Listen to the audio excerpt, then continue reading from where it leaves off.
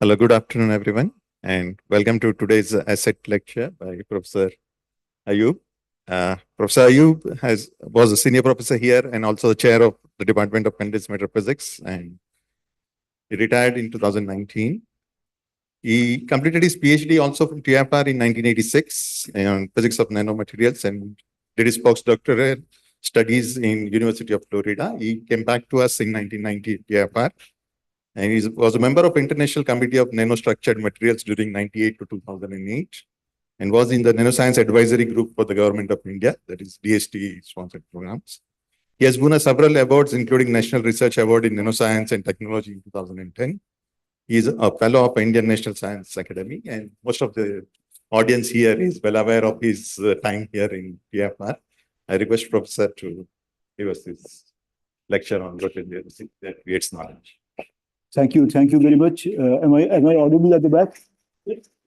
I would prefer the claps at the back at the end of the talk. But am I audible at the back? Can you hear me? I think yes. Okay. It's always a pleasure to give a talk at this auditorium, and I have spoken about. Yeah, it's on. Yeah. Seems like it had.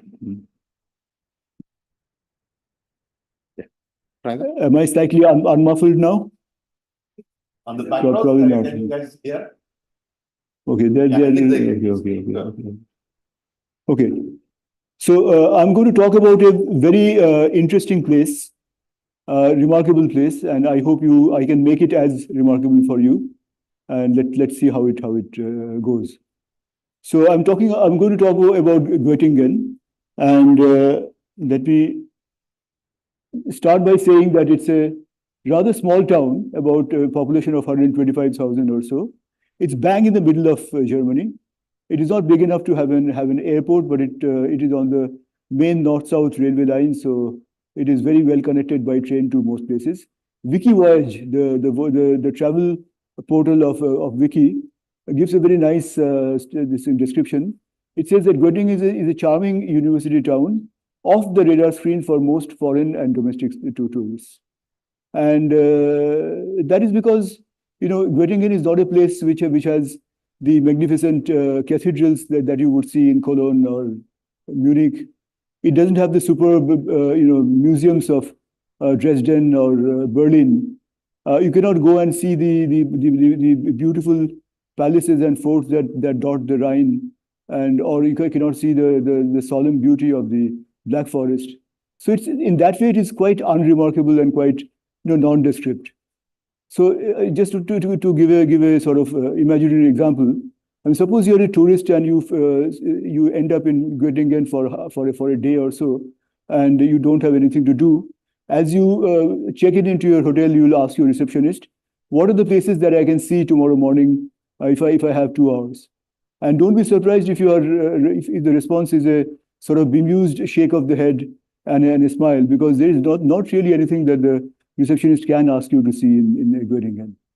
But if the receptionist happens to be maybe a grad student who's on a second job, he or she just might tell you to go and visit the city cemetery or the graveyard. And if you have at least a passing interest in science, you'll find that you have stepped into maybe a gold mine.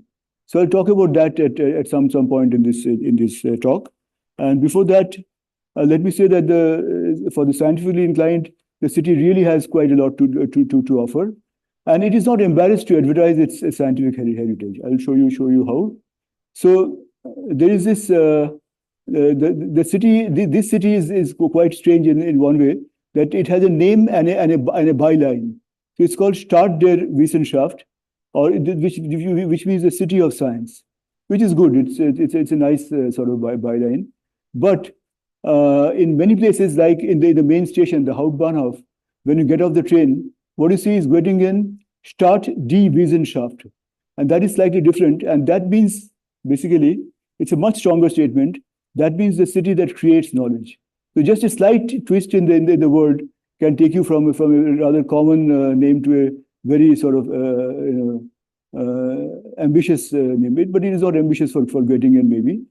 The traditional source of knowledge here is, of course, the University of Göttingen. And in the city, about 1/3 of the people in the city are connected to the university in some way or the other. So the city has a very young look.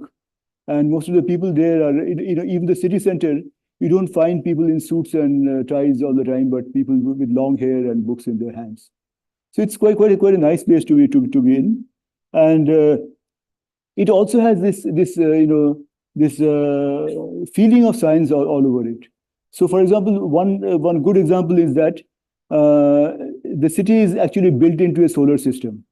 So what they have done is that they have put the center of the sun in the station, and they have built the solar system at a scale of 1:2 billion, so that even the size of the planets and the distance from the sun are to scale. So you can see, for example, here Jupiter and I think Mars there or something like that. So this is something that you can see in the city, but this actually you have to go and find out. Nobody will tell you that it is there and how you can find out. So let me tell you why we call it the city that creates knowledge. And then just a few words about the university. The university is officially called the Georg August University. It is founded by King George II. This is the King George II of England, okay? Because he was also the ruler of Hanover. Hanover was a princely state, and he was also the ruler of Hanover. And he created a university there. So 1734, that means the university is not really very old compared to European standards. It's quite new, really. And the advantages of the city were that it is relatively free of religious interference because the king made it. It had nothing to do with the church. And one very important thing that we actually miss these days is that it had given student access to the library. And this was unthinkable at that time. The students going to the library, they'll sort of spoil everything. So how can that happen? But they allowed students to go to the library, and that was a big difference. And within a few years, within maybe 20, 30 years, it becomes the most visited university in Europe. And Napoleon said that this university does not belong to the state of Saxony. It does not belong to the country of Germany. It is the University of Europe. Of course, that gave him probably more rights to it. I mean, if he wanted to sort of capture it at some time. And then afterwards, in 1948, there was the Max Planck Society that was formed there, which is the German organization for scientific research. And right now, it has 3 Max Planck Institutes on science and 2 more on other subjects. You have the solar system research, the dynamics and self-organization, and all these actually have sprung out from the university. It also has, in comparison to the Silicon Valley in America, it has the measurement valley. The Carl Zeiss optical microscope section is there. The chief factories of Sartorius and Marr are there. So let us now try to see who are the people that create the knowledge here. Let us try to be. So now that we are now following the direction of our receptionist in the hotel, and we are going to the Stadtfriedhof, and that is the city cemetery. So this is a strange place where you start from the cemetery, but I will tell you why. And this is the chapel in the cemetery, and the cemetery is a very large space. It's like built like a botanical garden, very nice old trees. Many people go and take a walk there. People take their children to play and all that. But if you go, so it's a nice place to walk around and to be there. Now, in the middle of the city, in the middle of the Stadtfriedhof, there is a roundel, what they call a roundel. So there is this obelisk that you see in the middle of the thing, and there, if you look at it, there is a relief of Alfred Nobel there, and all around it are these plates which you can see there. The laser, I think, is not working, but you have these plates which are there, and they give some description of the Nobel laureates who were there, whose sort of last remains are there. So who are these people? There are 9 Nobel laureates in science whose cemeteries are in the Stadtfriedhof. Many more than many countries put together. Just in one city, they have 9 Nobel laureates. But the total number of Nobel laureates who have connection to Göttingen is something like 45 to 50. So that's just a much larger number. So anyway, who are the people there? these are people of some category. So there's Max Planck, who got the Nobel Prize in 1918. And if you look carefully in the epitaph, you have, of course, Planck's name here. And what is written here is actually the only number that you should find in an epitaph are the dates of birth and dates of death. But here you have some other thing. This is a constant 6.62. I need not tell you what the number is. You should know what the number is. And that number is engraved here, and that is a very interesting thing. So then going along, you have Max von Laue in 1914, who did a lot of work on X-ray diffraction, many other things. Max Born, the big daddy of them all. Nobel Prize in Physics in 1954. Yeah, so basically he was responsible for doing the matrix mechanics, the matrix formulation of quantum mechanics in Göttingen, and that's why the PQ minus QP is there. So as you can see here, Max born 1882, died 1970. So now after that you have Otto Hahn. And now you have the nuclear reaction here. You have the fission reaction here. That is there. Then you have Adolf Windhaus, who also you may have heard of, is in chemistry. I think he worked on a lot on catalysis and other things. And then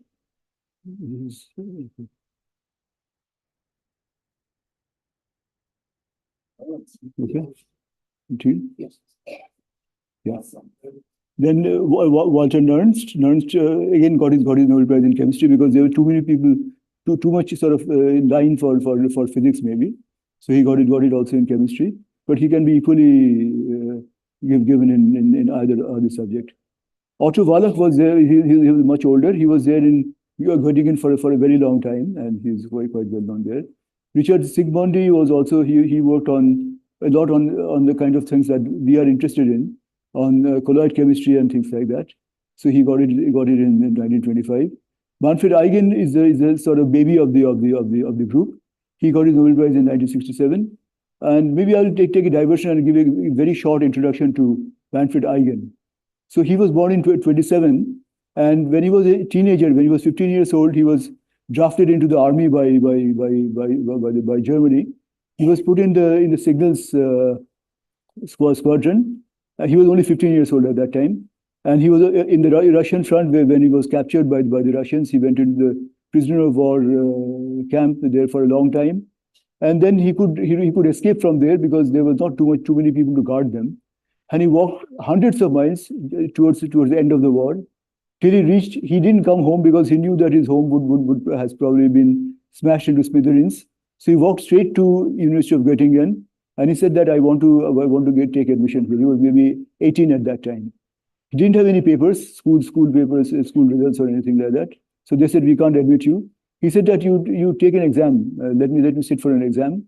He gave the exam, and of course he passed with flying colors. And there he is there. And then afterwards he became the director of the Max Planck Institute for Biophysical Sciences, and he was in Göttingen for the rest of his life. Okay, but there are many people who did not get the Nobel Prize. Of course, the mathematicians did not get. David Hilbert and Carl Siegel were among the mathematicians. Karl Schwarzschild. Karl Schwarzschild, I'll have to talk about him more because he had a very interesting life. And Wilhelm Weber. Weber, of course, I mean, we know from school textbooks. Weber also was there. He also spent all his time in Göttingen. And as I said, about 45 Nobel laureates in all. Now, let me tell you that when I've been doing all this, talking about all this, neither at the Stadtfriedhof is he there, nor is he a Nobel laureate. He is the missing star of Göttingen so far. So how did we find them? So we took a walk to this park with a very English sounding name called the Cheltenham Park. We passed one place with a kind of cage all around it. And we didn't know whose grave it was till maybe after going there for maybe 40, 50 times, we tried to take a look, and we found that this was the epitaph. Can you guess who it was? The big daddy of them all, Carl Friedrich Gauss. He was called the Prince of Mathematicians by the people there. And let me tell you a little bit about him because he had an extraordinary life. He was born to a sort of semi-literate butcher and an illiterate mother in 1777. He turned out to be a child prodigy in mathematics. So difficult to say that any genetics was involved, but I don't know what. He went to the University of Göttingen in 1795, and he solved a problem which has been unsolved till the time of Aristotle, the construction of regular polygons with rulers and compasses, any polygon. He got his PhD also quite early, when he was, I think, 22. And then he became, about 10 years later, 8 years later, he became the director of the Göttingen Observatory. It's a very sort of prestigious post, and the professor of astronomy there. And of course, he died in 1955. He did a lot of work in many different areas. Some of them are given here. He was, for example, the co-discoverer of non-Euclidean geometry. He discovered a planet because he was also an astronomer. Fundamental contributions in solid-state physics, like magnetism. He made a magnetometer. He did a lot of work in geophysics, in cartography and things like that. And he made the first electromagnetic telegraph with Weber. I'll show you a picture of that. And he started the tradition of great mathematicians in Göttingen. So let us see what he has done. I'll just give you a list. I don't want you to read this. The results or the objects that carry the name of Gauss. How many things like Gauss functions, Gauss relations, Gauss equations, how many things are there? In algebra and in linear algebra, these are sort of his first love. In geometry and differential geometry, we are not finished. In number theory, in analysis, numerical analysis, vector calculus, we have not finished, of course. In statistics, of course, the Gaussian function and things related to that, complex analysis, knot theory, and other areas of maths. We have not come to physics yet, remember. Okay, now let's see. Plenty of cause for celebration. I'll come back. I'll give it back to you. Okay. So, and of course, in physics, you have these many different things that we have heard of already, including the Gaussian units and all that. These are the list contains about 100 different objects. There are maybe about 25 more, which I have not listed here. So, and then he started this galaxy of mathematicians and Göttingen. You cannot believe that all these people are there in one place, not at one time, but after Gauss, Dirichlet, Riemann, Schwarz, Klein, Hilbert, Minkowski, Noether, Weil, Courant, and Siegel. So these are the people that both physicists and mathematicians would have heard of. That's why I gave this name. But there are many others whom mathematicians also would revere, and they know that he's there. About a few of these people, I'll give some more interesting things. Why did he change subjects so frequently? Why was he working on different things? He says, it is not knowledge, but the act of learning, not possession, but the act of getting there, which grants the greatest enjoyment. So once he is finished with something, when I have clarified and exhausted a subject, then I turn away from it in order to go into darkness again. He likes the darkness phase. He starts something again. He finishes that and goes somewhere else. But what I like best is his motto, which is there on his seal. He says, Pauca sed matura. Pauca it has a connection with the English word paucity. That means few. So this is about the papers that you publish, okay? Few but ripe. Don't publish anything that you have. Pauca sed matura. It should be mature, but don't publish too much. And this is being said by somebody who has written at least maybe 1,000 papers in his life.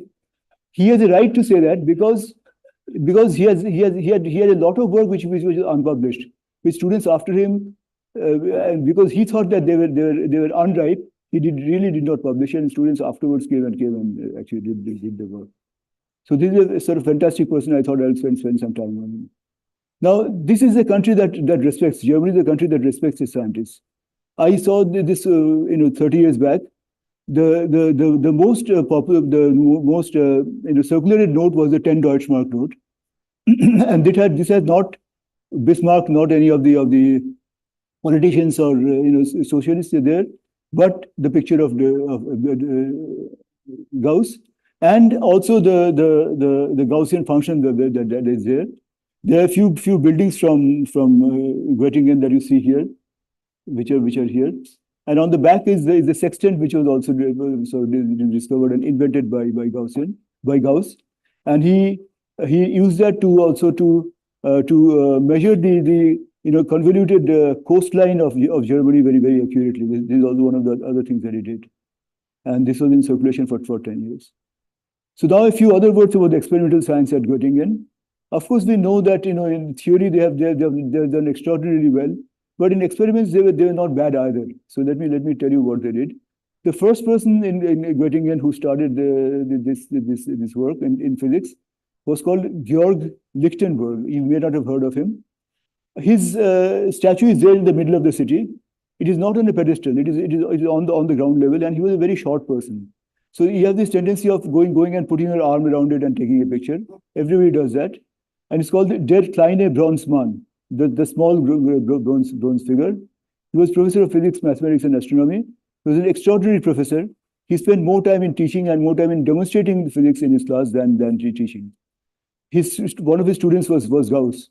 And Gauss's co-student Olbers, you have probably heard of Olbers' paradox, the paradox of why starlight is not continuous at night.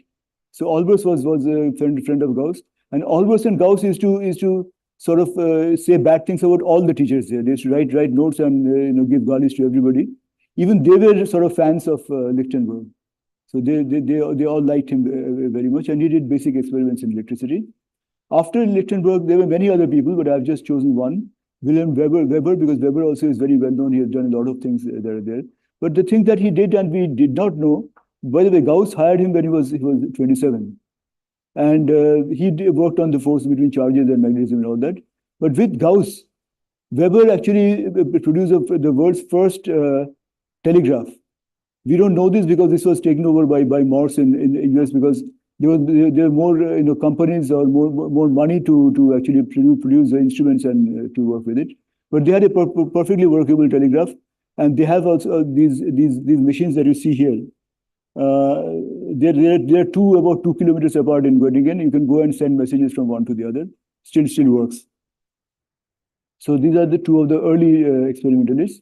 Then Johannes Stark, you know about Stark effect. He was at Göttingen. He did all his early work at Göttingen.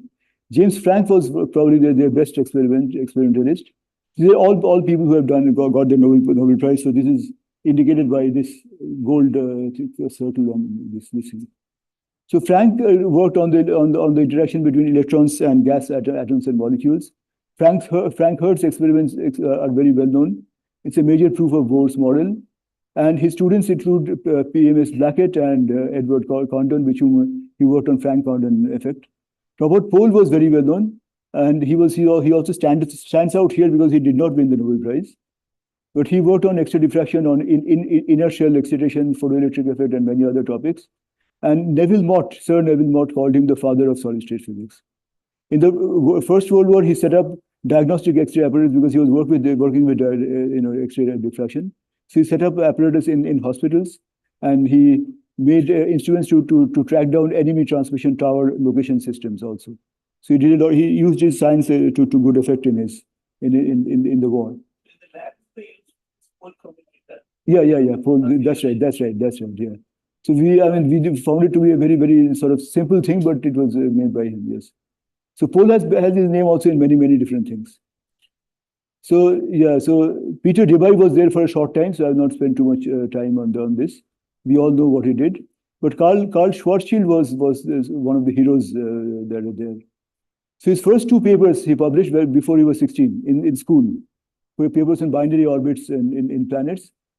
He was a professor at the Göttingen Observatory by 1901, where he collaborated with Hilbert and Minkowski.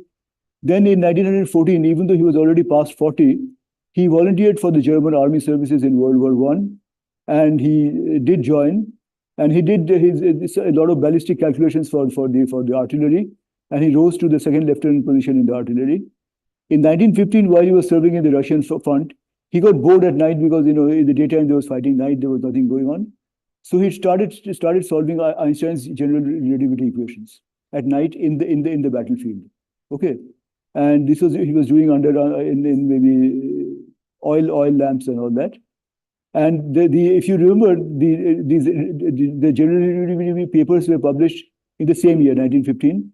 He had not only read and understood them, he started to solve them for the special case of a single spherical non-rotating mass, which finally led to the Schwarzschild radius and all that.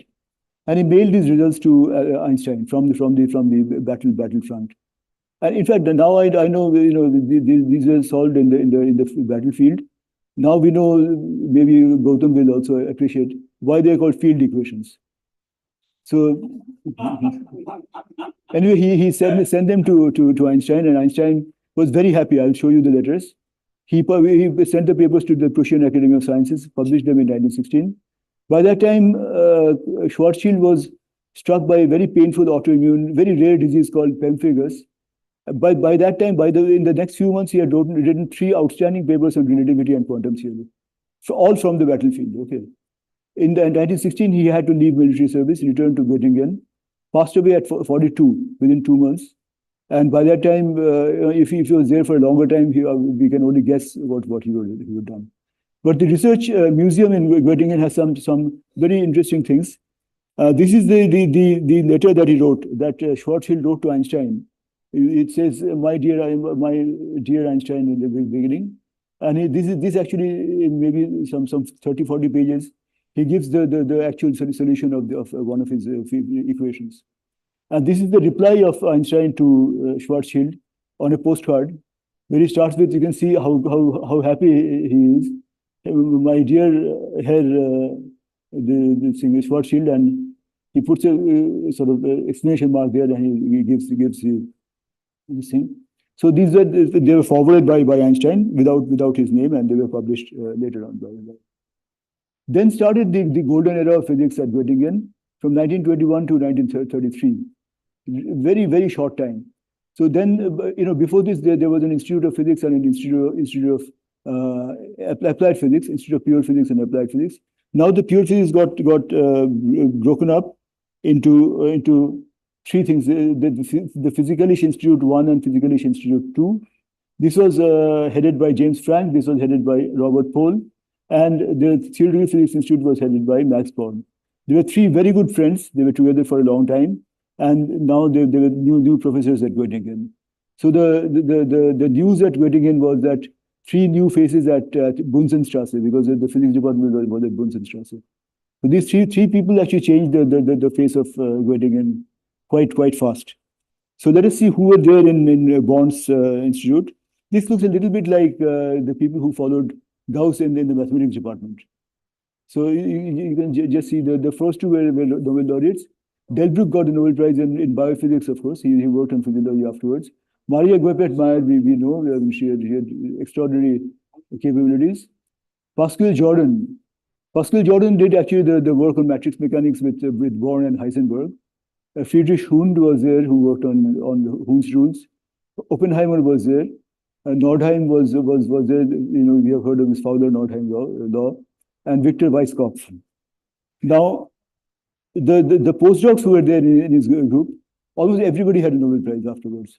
So they were Heisenberg was there for a long time for 2 different things. Fermi, Hertzberg, Pauli, Wigner, Teller, Rosenfeld, they were all there. And the short-term visitors, I have not put the Nobel Prize against them. Gamow, Heitler, Huckel, Uhlenberg, they all visited them for different periods. Now, again, in the Max Born school, what they did, the major thing they did was to finalize the matrix representation of quantum mechanics. This was done, all the hard work was probably done by Jordan, by Pascual Jordan. But for him, one NP cancels another NP. That means he joined the Nazi party in 1933, and that took care of his Nobel Prize, because he was probably also due for the prize for the same thing. And the term quantum mechanics itself was coined by Born in 1924 from Göttingen.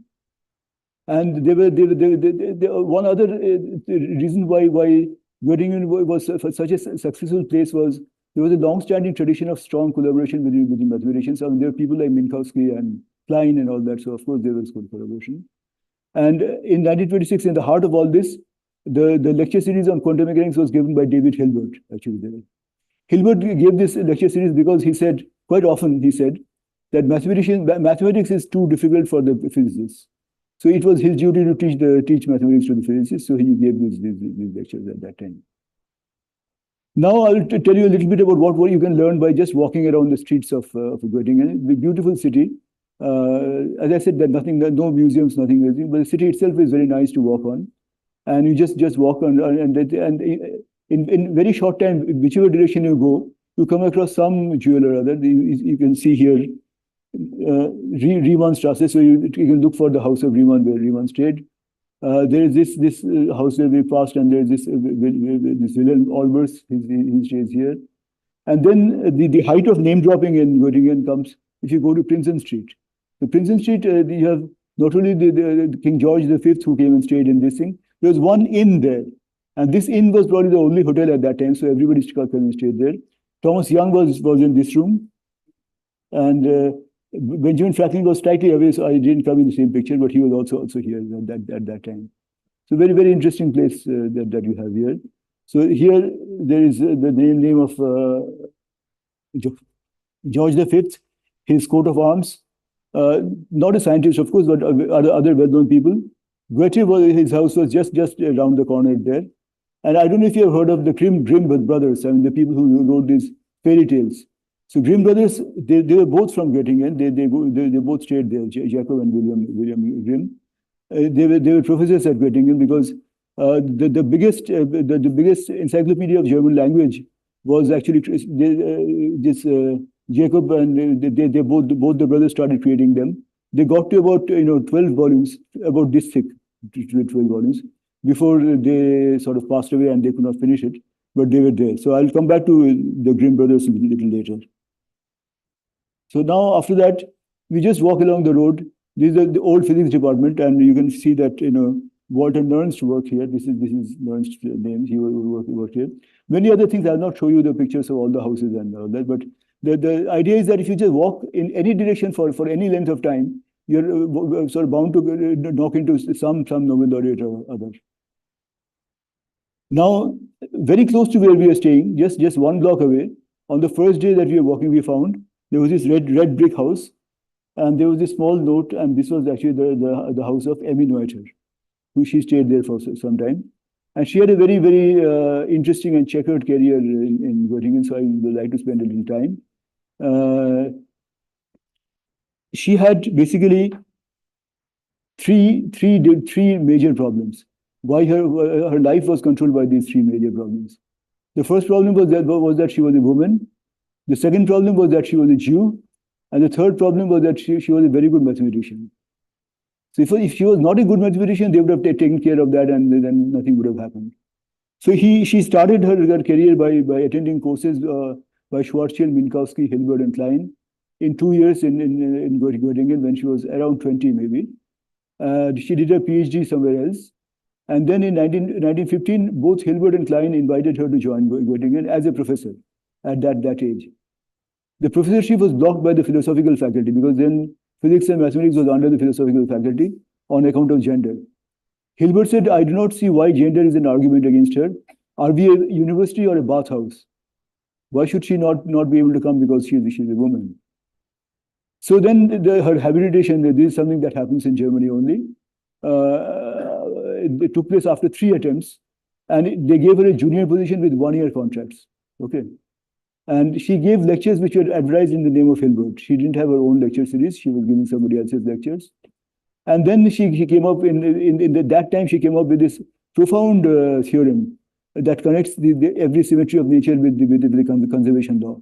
There was Noether's, and then she has these 2 Noether's theorems which are also there. And by 1933, her third problem came up, that she was a Jew, and the Nazi government dismissed Jews from university positions. She was the first to go. She moved away to US, but by that time, I think she was so broken up by all this that she passed away in 1935 at the age of 53. So now, she was of course one of the people who was thrown out at that time. But in 1933, there was this great purge because the National Socialist Party came to power. They expelled Jews and many democratically minded non-Jews. And they had this strange new rule that among the students, 1.5% was the maximum number of Jews they can take. Above 1.5%, there is no quota for Jews.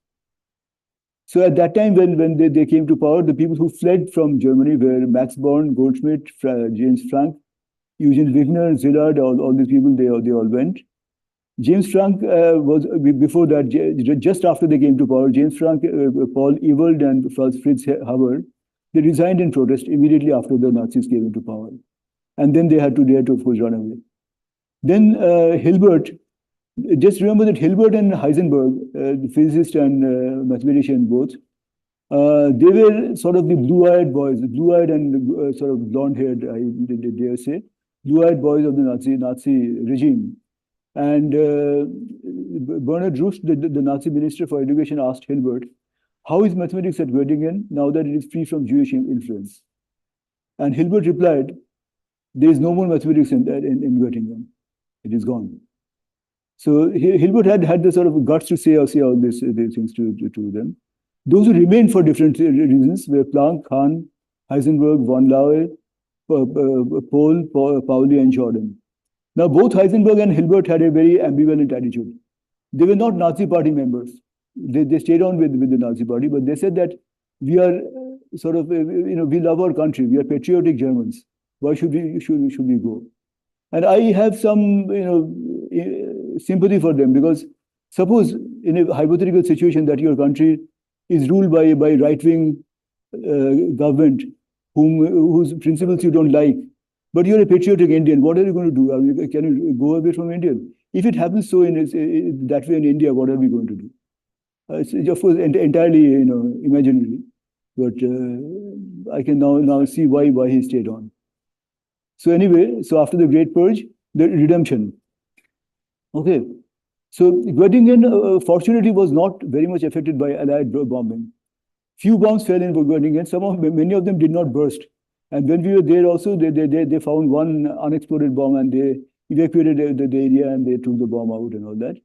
And immediately after the war, many other universities were completely smashed to bits. So people like Max Planck, von Laue, and Otto Hahn, they moved from Berlin. Berlin was completely ravaged. They moved to Göttingen, and the Kaiser Wilhelm, which became the Max Planck Institute for Physics, with its director Heisenberg, also moved from Berlin to Göttingen. So again, they started with a very, very, very positive attitude after the war. So now I'll tell you some stories about Göttingen. So I've given you the serious stuff. So now this is a sort of PhD requirement at Göttingen. There's in the city center. There's a statue of Ganseliesel. Ganseliesel is the name of a girl. It's actually short for Elizabeth. And she has a goose with her. So she's a girl with a goose, Gans. And she's on a fountain. And the PhD viva voce, after the viva, the student has necessarily has to be pushed in a handcart to the city center. And the degree is complete only after the student can climb up the statue and kiss this girl. She's supposed to be the most kissed statue in Europe. And after that, the PhD is complete. Here there is one such a PhD candidate here who's riding into the cart. He'll be pushed into the city center afterwards. And you can see Champa going and congratulating him. So this is the same thing keeps on happening. This happened earlier also. So in 1920, we have seen this picture outside. The student who's been pushed in the cart is now Carl Siegel, who's been pushed there. So now let us talk a little bit about the rise and fall of Göttingen. I've put fall in inverted commas. The rise, of course, there are a few different things. The liberal and modern attitude of the academics at the beginning. The church had no influence. No competition from US universities, of course, before World War II. And the two human reasons were Gauss in the 19th century and Born in the 20th century. They acted as nuclei for great people to join. The fall after 1933 was precipitous. I mean, it was immediate after the Nazis came into power. There was total exodus of the Jewish scientists. Competition from universities elsewhere in Europe. This is after the war. And competition from Max Planck institutes within Germany. So this is what actually led to somewhat of a fall in Göttingen, because the Max Planck institutes came up and they had positions where the people did not have to teach. They had much more money. Little bit like ICERs and universities, but ICERs, of course, people have to teach. Little bit like TIFR earlier and universities. They had the same sort of complaint against us. And of course, other good universities came up in Europe. So now the other this thing is now because at that time so many people had to run away to the to US. The indisputable father of American science is, can you guess who it was? So without doubt. So now Göttingen is down but far from out. These are the Nobel laureates in the last few years. Okay, not bad depending on what. So there was a gap in the beginning, but now Stefan Hell you have probably heard of, and then people like Neher and Sakman, they're quite famous because they're sort of they have invented the so-called patch clamp technique, which many people use nowadays. Manfred Eigen I talked about. He went to one of the Max Planck institutes, and no story of Göttingen can be complete without the story of the Göttingen 7. The Göttinger 7, as they're called. 1837, just after about 100 years after the university was born, the new king of Hanover, King Ernest Augustus, he annulled the constitution of the kingdom and asked all its officials to swear allegiance to the king. The historian, politician, and the university professor Dahlmann, he contests this annulment because he also had framed the previous constitution, and he protested against this. He was joined by 6 other professors who signed a protest document. Immediately, students took this over, and they produced thousands of copies and disseminated them all across Germany. They were countrywide protests and political sensitization created by just 1 or 2 people in Göttingen. This is Göttingen 7, and this influenced. What they say is that even now the liberal government of Germany, the liberalism is actually influenced by the Göttinger 7. So the people, the 7 people who were there, some of them you have heard of. The top 2 are the 2 Grimm brothers.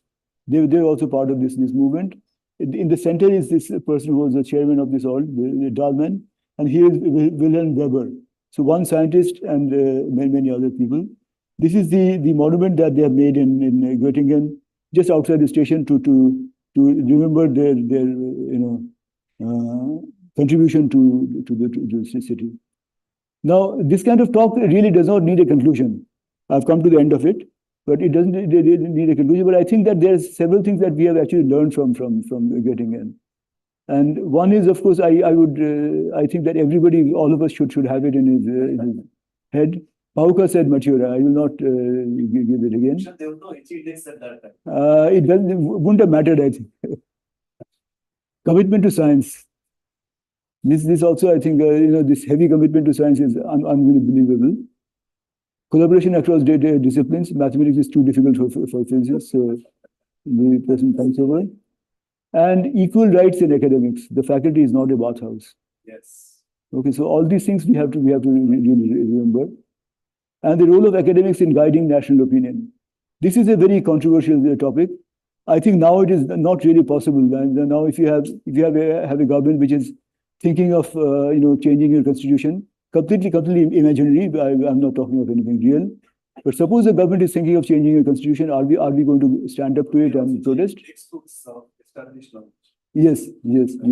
So are we going to stand up? And I don't think academics now have that thing, but we should at least know that this is there, because even in Germany now, whenever things like this come up, they keep on referring to the Göttinger 7. This is still relevant in Germany, and we should all remember that academics did at one time form national opinion. So now I will acknowledge Shreya for opening the door to Göttingen and for Abhay for his boundless enthusiasm in showing us around. And as I said, we learned a lot about Göttingen by just walking around it. And I would like to thank Chamba for walking with me in more ways than one. And any questions? I'd like to be happy to give.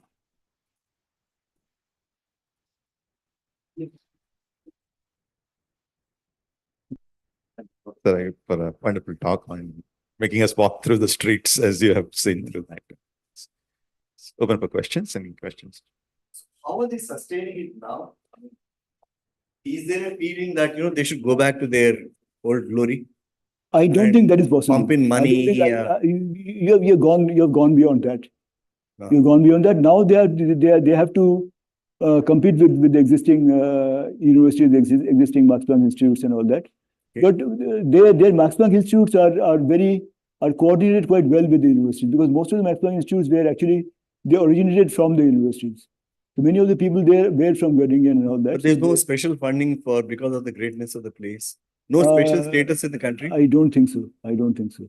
Their funding is good now. I mean, for the last 20 years, their funding is good. And if you see I showed you this picture of the people who got Nobel Prize. Yeah. Neher and Sakman. Yeah. Sakman is now in Max Planck Institute. Neher is in the university.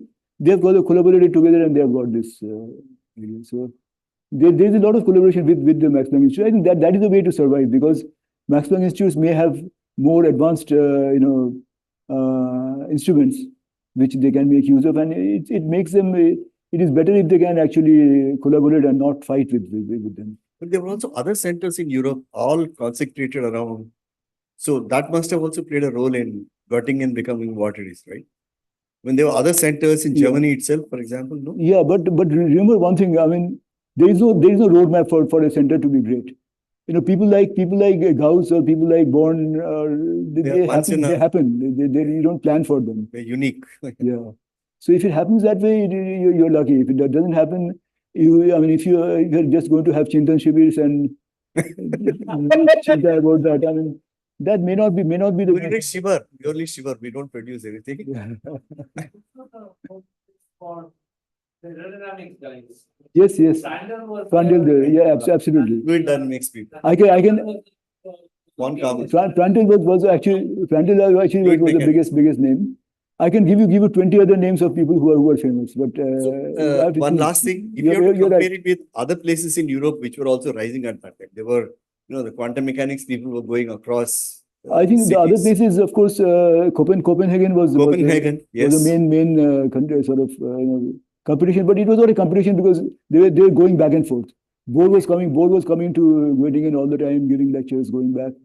Okay. And the picture I showed of Max Born, James Franck, and Paul, that picture also has Ernest Rutherford on the side, which I cut out. On the side, which I cut out because Rutherford was giving a lecture at that time.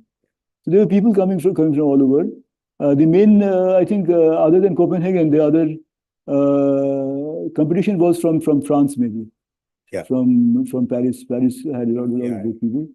But many of these people also migrated to Germany, and they did their work there. Yeah. Cambridge. I just like to sort of add to your talk by a story which is related in Franz Jung's Brighter Than a Thousand Suns about Göttingen.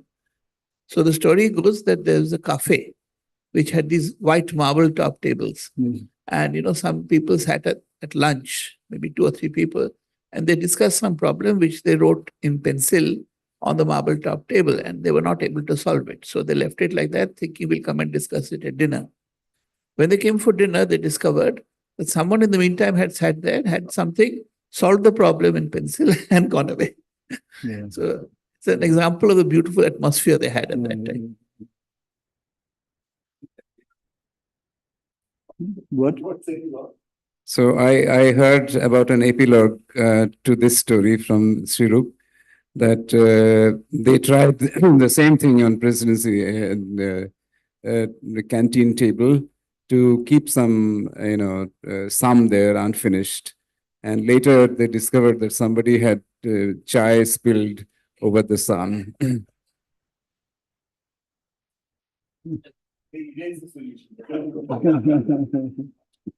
West Catering has not been fortunate enough. I believe it was. West Catering had actually at one time some atmosphere. Not anymore. I think the chairs in the West Catering dissuade any such possibilities. Somebody from has said, hello, see the message. Can you, that was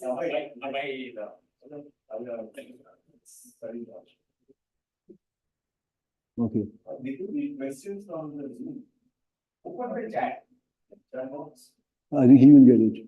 Yeah. Somebody called doctor.